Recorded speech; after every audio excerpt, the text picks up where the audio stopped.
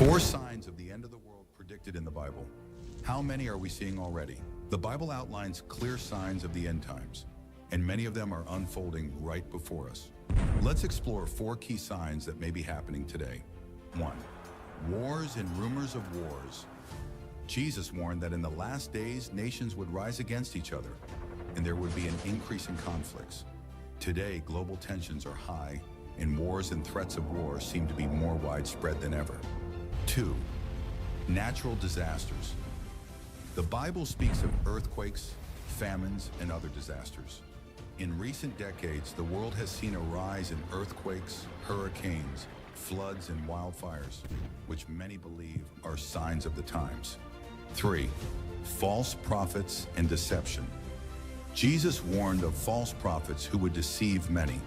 Today, false teachings and deceptive ideologies are widespread, misleading people away from truth. 4.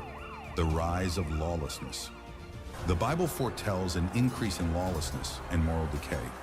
We are seeing growing crime rates, a breakdown in moral standards, and widespread disregard for authority in many parts of the world. These signs suggest that we might be living in the times the Bible warned about. While we can't know the exact time of Christ's return, these events remind us to stay vigilant and prepared. How many of these signs do you see unfolding today? Type Amen if you believe we are closer to the return. Let's pray. Tuloy po tayong lumapit sa Panginoon. Let us pray.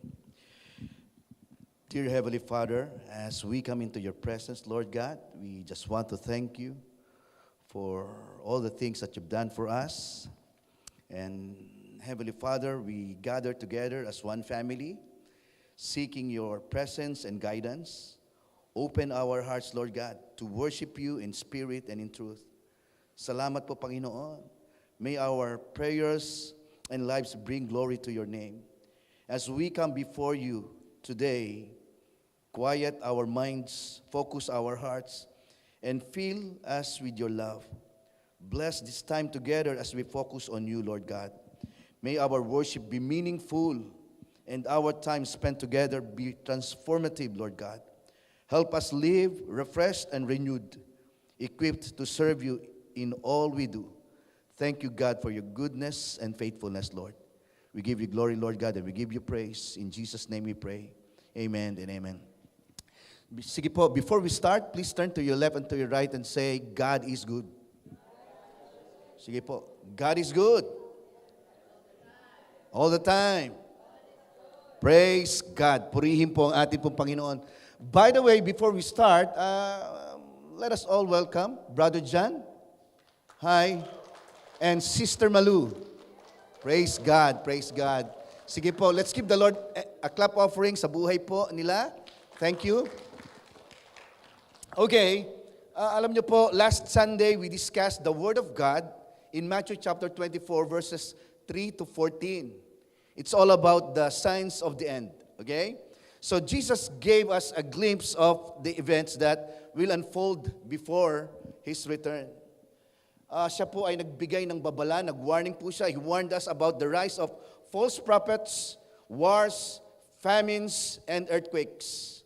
Okay? He told us that His followers will be persecuted and hated by the world, but that the gospel will be preached to all nations. Nangyayari na po ito. And now, let's read Matthew chapter 24, verses 36 to 42.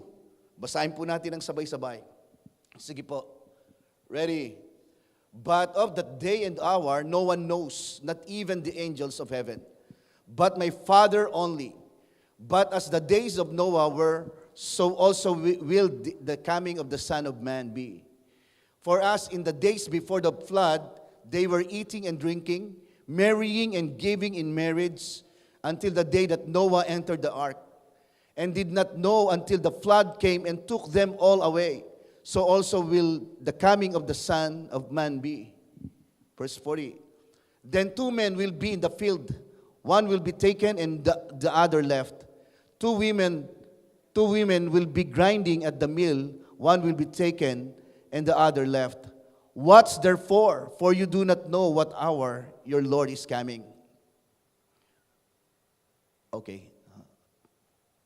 Till verse 44?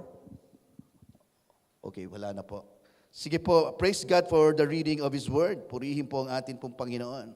Alam niyo po, dito po as we continue in Matthew chapter 24, Jesus shifts His focus for the signs of the end to the importance of being prepared for His return.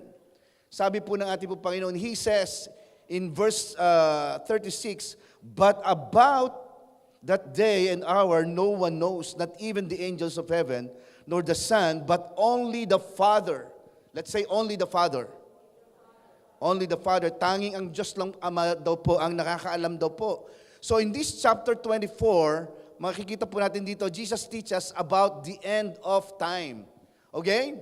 By faith, mga kapatid, we believe what He says. Naniniwala tayo sa sinasabi po niya that He will return one day to bring everything to an end. Okay? Amen po ba tayo dyan? And we believe this life and this world will not continue forever. The end of all things is coming. Okay? So in Matthew chapter 24, Christ says, especially two things concerning such predictions. Una po, first, He states that anyone who makes these predictions is a false prophet. Kasi marami po ang nagpe-predict at nagbibigay po ng date. Okay? At ng araw po, ng pagdating daw po ng Panginoon. And secondly, He states that anyone who makes these predictions will be wrong. That's why, sabi po ng Word of God, only the Father, okay, ang nakakaalam po nito. So in Matthew, tingnan po natin, in Matthew chapter 24, Christ says, especially two things concerning such predictions. Sabi ko nga po sa inyo, ang isa po dyan ay, sabi po niya that anyone who makes these predictions is a false prophet. And second, who makes these predictions will be wrong. In fact, mga kapatid, even Jesus' disciples wanted to know this. They asked Jesus to tell them. In verse 3, ano pong sabi po ng verse 3? Napag-aralan po natin ito last week. But sabi nga ng Word of God, but our text tells us that no one can know. Wala pong nakakaalam. The date of the end is a secret. Let's say secret. Kapag sinabing secret, ibig sabihin, walang nakakaalam, sikreto. Okay? Lihim po ito. God the Father has not told anyone. And I believe with all my heart, mga kapatid, there's an important reason why God does not tell us the day or hour of the end. Bakit hindi po niya ito sinabi po sa mga tao at sa mga anghel? So in this passage po, Jesus is teaching us about the importance of being vigilant, mga kapatid, and prepared for His return. Okay? So tonight, mga kapatid, let's dive into Matthew chapter 24, verses 36 to 44, and see what Jesus has to say about being prepared for His return. Okay? Here are three important truths about the signs of the end. Are you ready for the word? Are you ready for the word?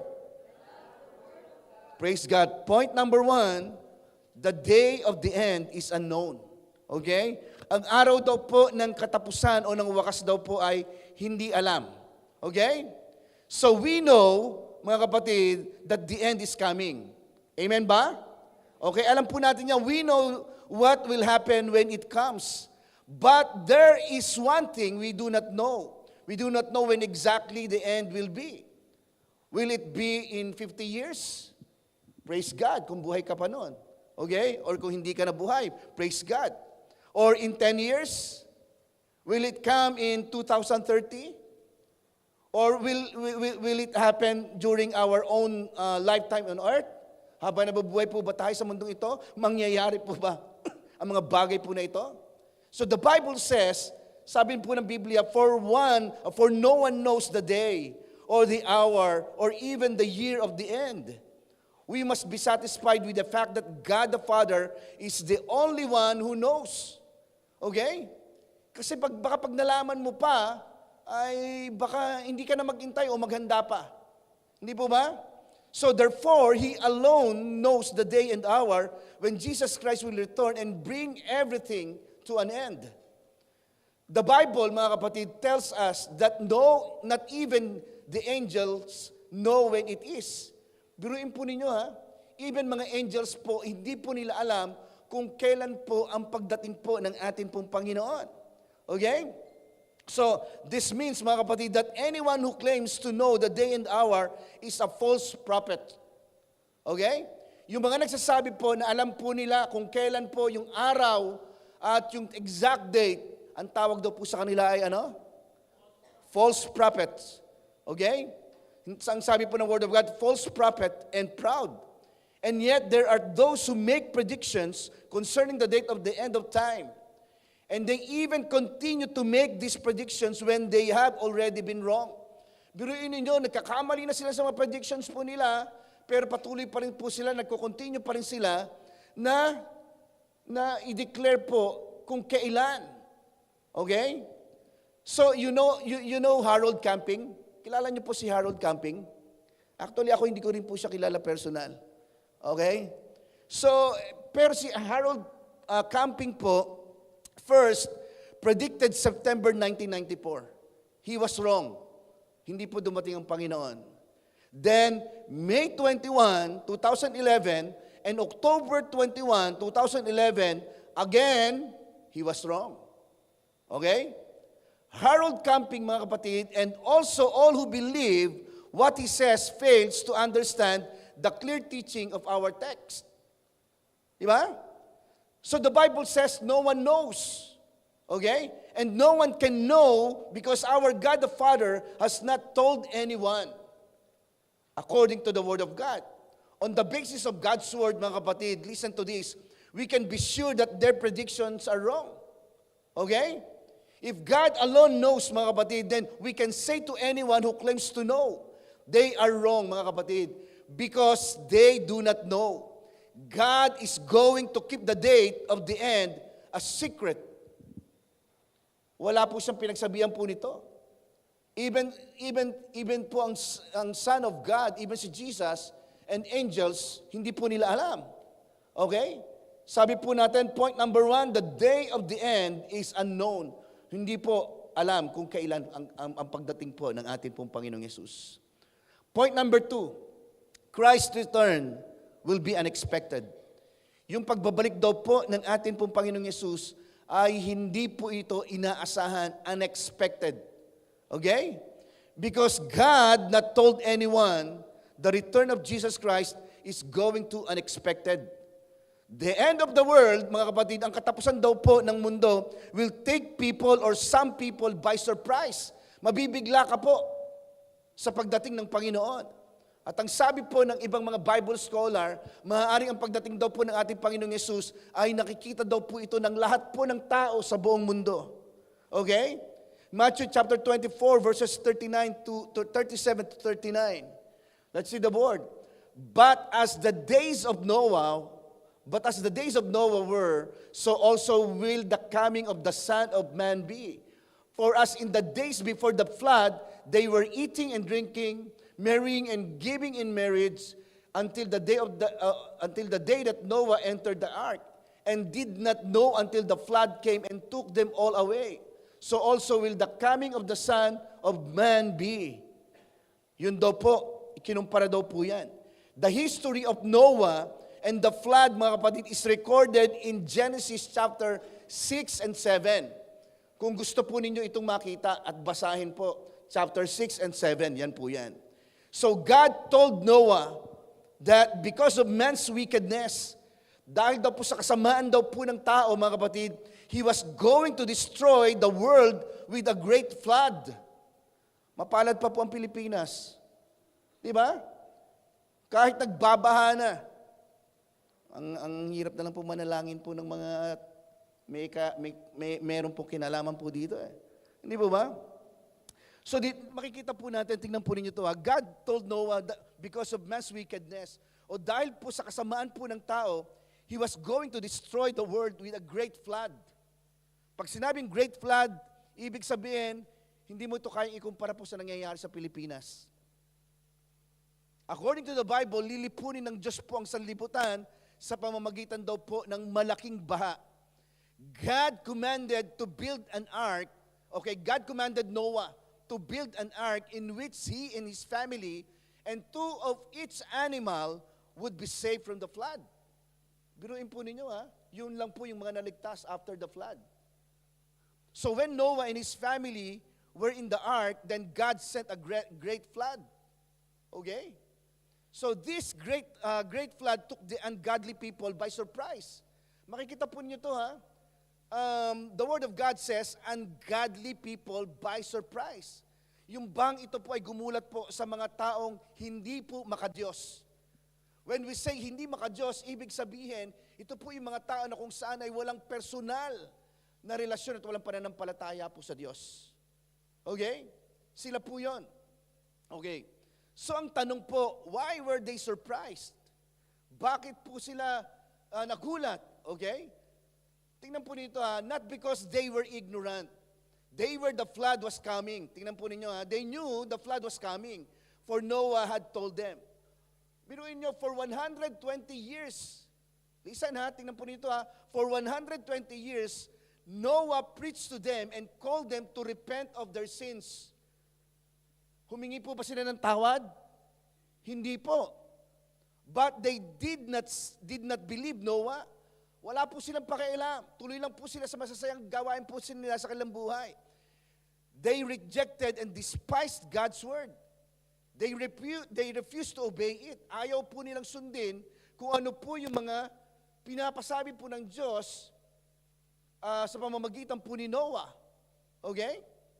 So, makikita po natin dito, ayaw po nilang sundin. And so, they were taken by surprise, for they were not ready for the flood. Suddenly it came, mga kapatid. Okay? Bigla po itong dumating, ito pong napakalaking baha po na ito sa buong mundo. And too late for them to repent of their sins. Wala na. Okay? Wala na pagkakataon pa. Listen to this, habang ang tao po ay nabubuhay po sa mundo pong ito, meron pa po tayong pagkakataon. Pero kapag tayo po'y namatay na, dalawa lang po ang pupuntahan po natin.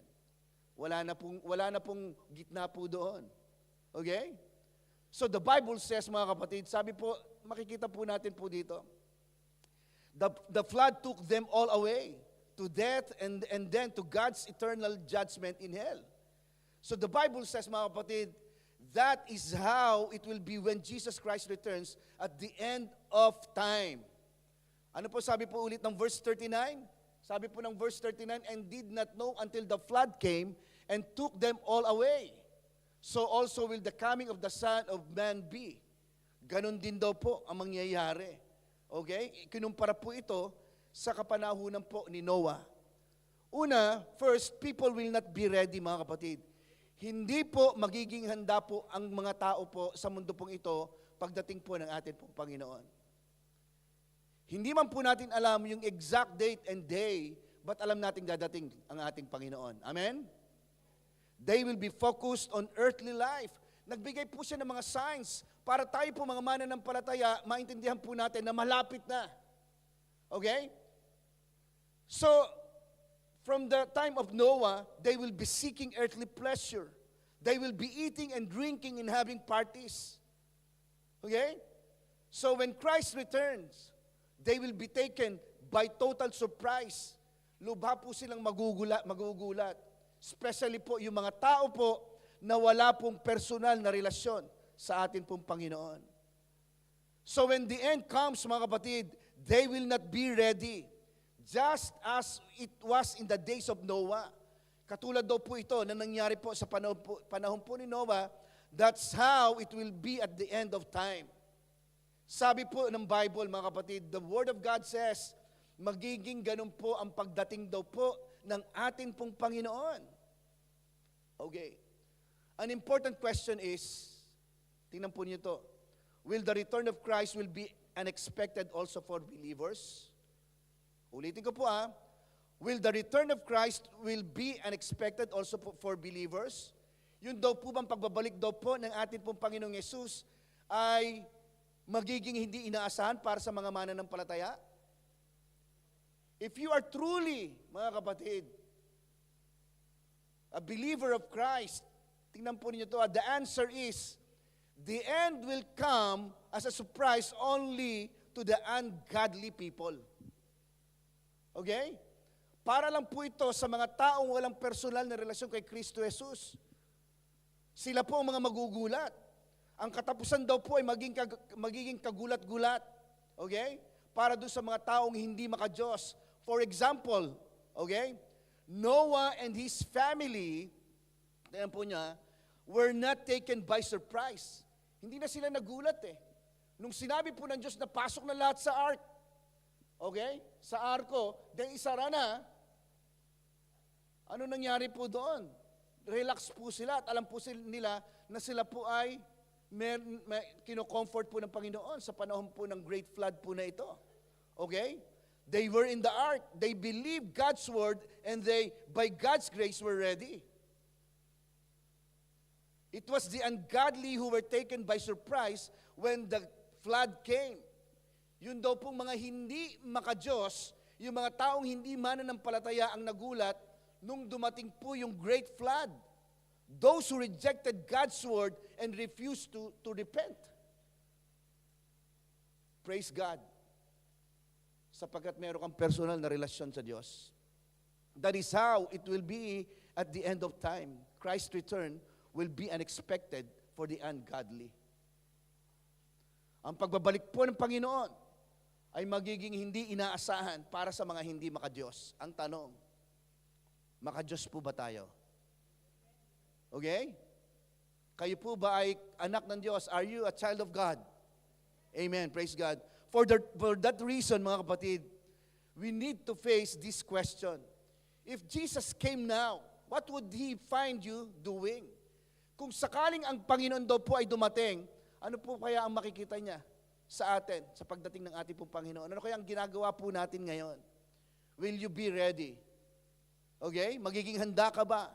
Or will you be living as though the end is never going to come? Or mamumuhay po ba tayo kung parang ang katapusan po ay parang hindi darating? Yung parang wala lang yan. Matagal pa yan. Di po ba? Parang hindi naman totoo yan. And point number 3, mga kapatid, pakibasa po sabay-sabay po tayo. Point number 3, we are called to watch. Tayo po ay tinawag upang magbantay. Okay. So, ibig sabihin tayo po yung mga watcher sa panahon po natin ngayon. We are given a calling. Matthew chapter 24, verse 42. Ano po ang sabi po ng Word of God? Watch therefore, for you do not know what hour your Lord is coming. Okay? So, ito pong Matthew chapter 24, verse 42, sabi po dito, we must watch. Okay? Dapat daw po tayo magbantay. This means we must be alert. Dapat po daw tayong maging handa, mga kapatid. We must be spiritually alert and ready for the return of Christ. Dapat ready po tayong palagi, mga kapatid. Maybe some of us, masyado po tayong subsob sa maraming bagay. Diba? Sa ating po mga trabaho, sa ating po mga mapamilya, okay po yan, bahagi po sila ng buhay natin at mahal po natin sila. Pero ang sinasabi po dito ng ating po, ng salita po ng Diyos, we must watch, dapat po tayo magbantay. We must be spiritually alert and ready for the return of Christ. This command explains for us, mga kapatid, why God the Father has not told us the exact day and hour of the end. Sa palagay po ninyo, bakit po kaya hindi sinabi po ng God the Father yung exact date and exact hour ng pagdating po ng ating pong Panginoon? Alam niyo po ba kung bakit? Okay? Because, mga kapatid, tingnan po ninyo ito ha, because if God did tell us, mga kapatid, we would not watch and be ready. Tama po ba? Di ba? Kapag kung sinabi po ito sa atin, at pinaalam po sa atin po ito ng Diyos Ama, for sure, hindi tayo magbabantay at hindi tayo maghahanda. Tama? If we knew, mga kapatid, it was going to be on a certain date, or kung alam natin na ito po ay isang tiyak na petsa, we would be tempted to wait to get ready. Matutokso po tayo na, ay, total, malayo-layo pa naman eh.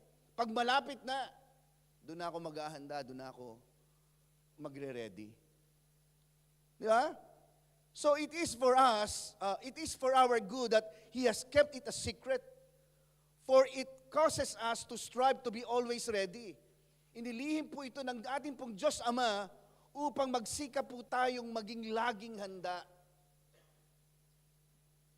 Okay, please turn to your neighbor and say, be ready. Be ready, mga kapatid, and get ready. Ano bang ibig sabihin po na maging handa? What does it mean to be ready? Okay? So to be ready, mga kapatid, it involves at least 3 things. 3 bagay daw po ito.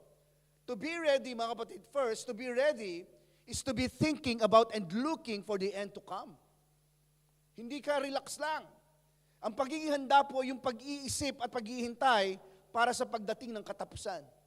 Medyo nasa checklist na po natin yan, okay na po tayo dyan. Kasi alam po natin dadating ang Panginoon. Okay? Secondly, mga kapatid, to be ready involves living as pilgrims and strangers on this earth. Parang hirap po nun ah. Yung maging handa daw po, mga kapatid, ay ang mamuhay bilang manlalakbay at dayuhan po dito po sa sanlibutan daw pong ito. We must remember, listen to this mga kapatid, we must remember that this world is not our home. Ang mundo daw pong ito, mga kapatid, hindi daw po ito yung atin daw pong totoong bahay o totoong tahanan daw po natin. Hindi daw po ito. Okay? We must live our lives for God. We must remember that this world is not our home. We have an eternal home in heaven. That's why, sabi ni Jesus, di ba? I am the way, the truth, and the life. No one comes to the Father except through me. Aakit ako sa piling ng aking Ama upang ipaghanda kayo ng inyong matitirhan. Praise God. And number 3, mga kapatid, to be ready means to cling by faith to Jesus Christ. Yun daw po maging handa, ay nangangahulugang kumapit. Let's say kumapit. Let's say cling. Okay? Kumapit daw po saan? Sa pamamagitan daw po ng pananampalataya kay Kristo.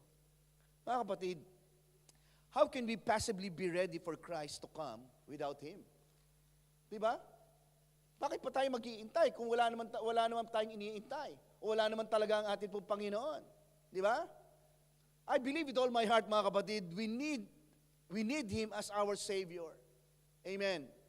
We need His grace, we need His Word and Spirit. Only by faith, sabi po ng Word of God, only by faith in Christ can any of us be ready for the end. Okay? Sa pamamagitan lang daw po ng pananampalataya kay Kristo, ang sino man po sa atin ay magiging handa para sa katapusan. By faith, believe that He died on the cross to cleanse us and make us fit for heaven. Uulitin ko po make us fit for heaven. Kasi yun po ang basis ng Panginoon ng ating pong Diyos. You need to receive Christ as your Lord and Savior. Okay? Maniwala ka na si Kristo po ay namatay sa krus upang linisin ka at gawin kang karapat-dapat. By faith, trust that He is guiding you in this life in order to prepare you for heaven. Hallelujah. Praise God for the Word of God. In closing, mga kapatid, paano po ba natin magagawa ang lahat pong ito? Or how can we do or accomplish all these things? Because a believer cannot be prepared if Christ is not in their life. Di po ba? Paano po tayo magiging handa kung wala si Kristo sa ating pong mga puso? The Bible says, sabi po ng Word of God, watch, be ready, pray. Say it once again, watch, be ready, pray. Then the day of the end will not come unexpectedly and by surprise. In fact, mga kapatid, if we are ready, we will have comfort in knowing that day is near. Magkakaroon po tayo ng kaaliwan sa pagkaalam na nalalapit na po ang araw. Sapagat ito po ang araw ng dakilang kaligtasan. Sabi po ng Word of God, for it is a day of great salvation. Diba? Hindi lang po every Sunday ang salvation. Ang salvation po na ibinibigay po ng atin po Panginoon sa atin ay forever. Let's say forever. Pang forever po yan. May Christ make us ready and prepare for His coming. Naway ang dalangin po natin, gawin po tayong laging handa ng ating pong Panginoon sa Kanya pong pagdating. So tonight, if you are here, mga kapatid, and if you haven't accepted Christ into your heart as your Lord and Savior of your life by faith. Believe and accept Him as your Lord and Savior of your life. So if you want to receive Christ as your Lord and Savior, just join me in prayer. Let's all stand. Tumayo po tayong lahat. Hallelujah. Blessed be your name, Lord God. Purihin ka aming Panginoon. At inihahanda mo po ang aming pong buhay, ang aming pong mga sarili, Panginoon. And again, if you are here tonight, and if you have not accepted Christ into your heart as your Lord and Savior of your life, by faith, believe and accept Him as your Lord and Savior of your life. So if you want, join me in prayer. Repeat after me and say, Father God, sige po, say it once again, Father God, I come to you as a sinner. I believe Jesus died for my sins and rose again. I open my heart to Jesus. Please come in and be my Lord and Savior of my life. Father God, forgive me for my sins and guide me in your ways. Thank you for loving me, saving me, and giving me a new life through Jesus Christ. Thank you. In Jesus' name, Amen. Last verse, again, Jesus said, in Matthew chapter 24, verse 36, but of the day and hour no one knows, not even the angels of heaven, but my Father only. So, makikita po natin dito, in the Word of God, mga kapatid, the Father keeps the secrets, but Jesus reveals the way. Okay? He points us to the Father's heart. So let's tune in and trust His plan. Okay? Jesus is the way to be ready for the day only the Father knows. So are you walking with Him? Tayo po ba ay nagdanais na lumakad kasama po ng ating pong Panginoon? So praise God. Praise God. Purihin po ang ating pong Panginoon. Father God, thank you for your word from Matthew chapter 24, reminding us to be watchful and ready for your return. Help us stay faithful, loving, and focused on you as we wait Jesus coming. Father God, grant us wisdom, courage, and compassion to serve you well, Panginoon. Salamat po, Diyos, sa buhay na meron kami mula sa iyo. We give you glory, Lord God, and we give you praise. In Jesus' name we pray. Amen. Amen and amen. Let's give the Lord a clap offering. Once again, let's worship our God. Awitan po natin ang ating pong Panginoon.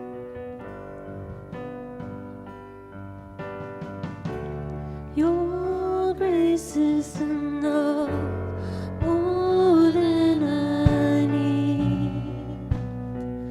At your word I will believe.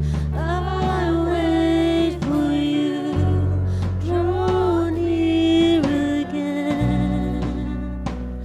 Let your Spirit make me new, and I will follow.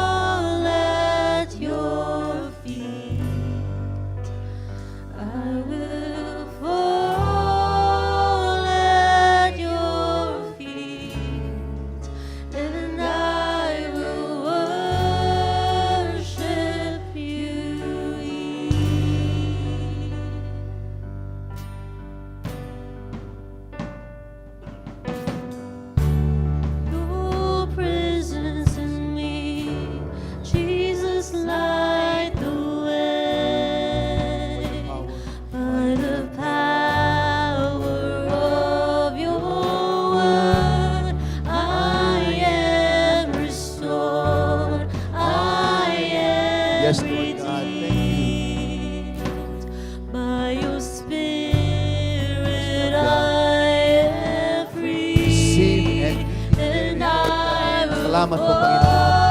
fall at your feet. I will fall at your feet, and I will worship you.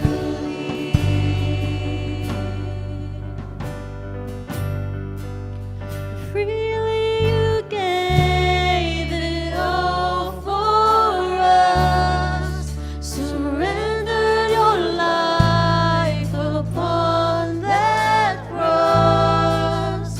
Great is the love poured out for all. This is our God,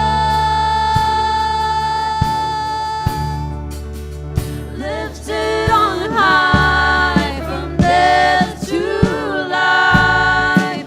Forever our God is glorified. Servant and King, rescue the world. This is our God. Sing one more time. Freely you gave. Freely you gave it all for us. Surrender your life upon that cross. Great is the love poured out for all. This is our Praise God. God. Hallelujah. Lifted on high from death to life.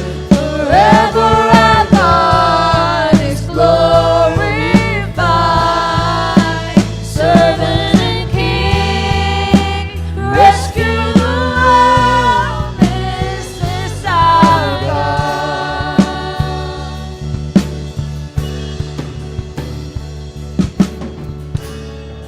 And I will fall at your feet.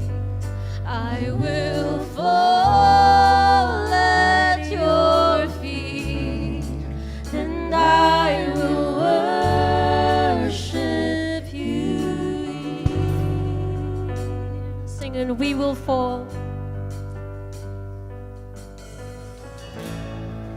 And we will fall at your feet. We will fall. We will fall at your feet. And we will worship you.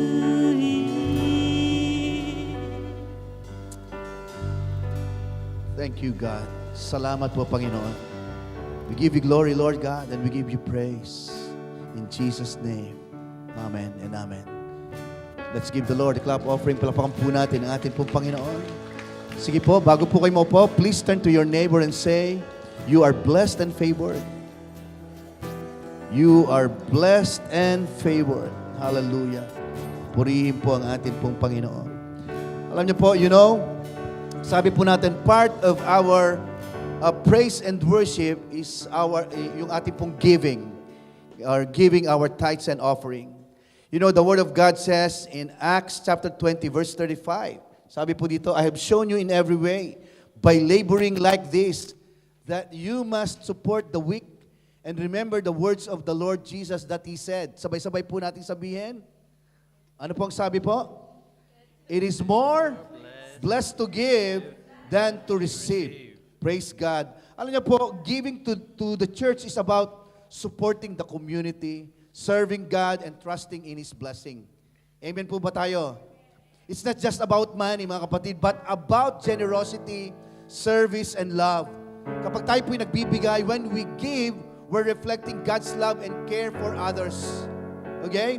It's a way to show gratitude for all He's done for us. Yun po yun. That's why, sa ating pong big screen, makikita po natin yung ating pong account. Okay? So, pwede po nyo i-online po yung ating pong tithes and offering, and pwede po nyo ipadala po para po sa ating pong medyo mga old school pa, pwede po natin doon po sa ushering table po, meron po tayong white envelope po doon. In cash, pwede po ninyo ibigay. ang atin po mga offering. Are you blessed, mga kapatid? Okay, once again, let's all stand and let's give the Lord a song na nagmumula po from our heart. Come on. Once again, hallelujah.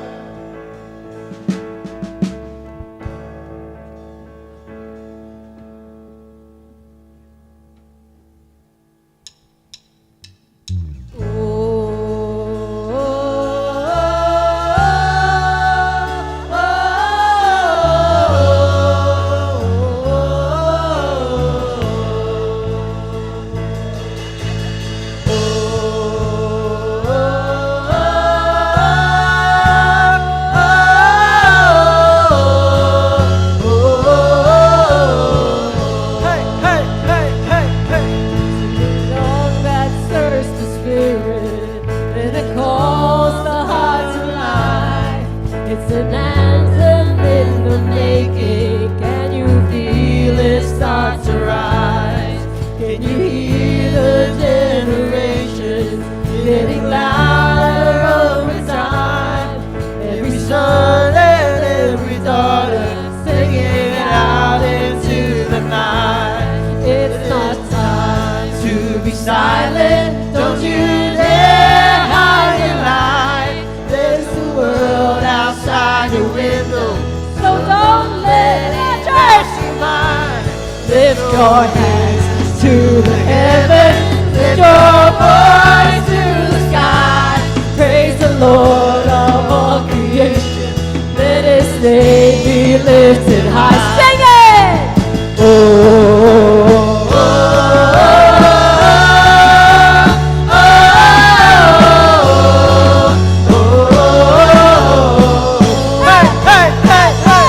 sing it.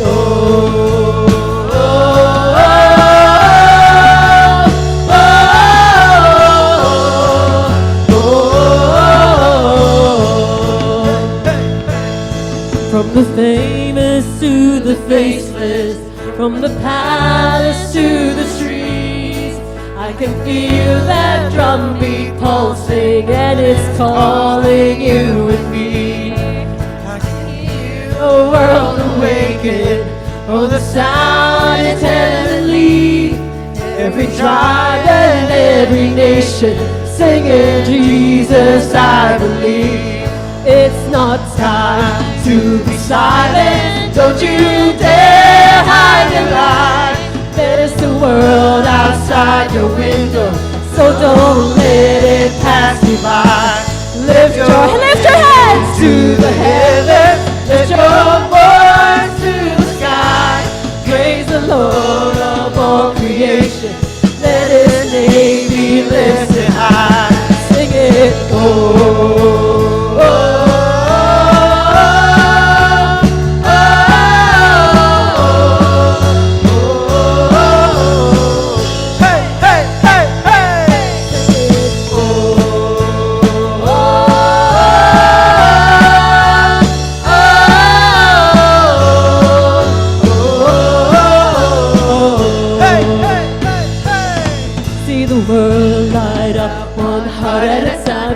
Strongholds break in the blink of an eye. Death and all our sin nowhere inside. For the Lord, He is alive.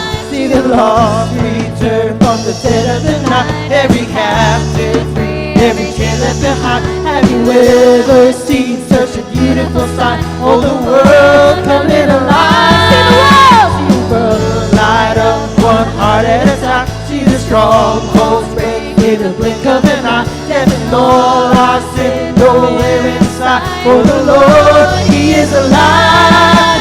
See the lost return from the dead of the night. Every captive free, every chain left behind. Have you ever seen such a beautiful sight? Oh, the world coming alive. Sing it! Oh, oh, oh,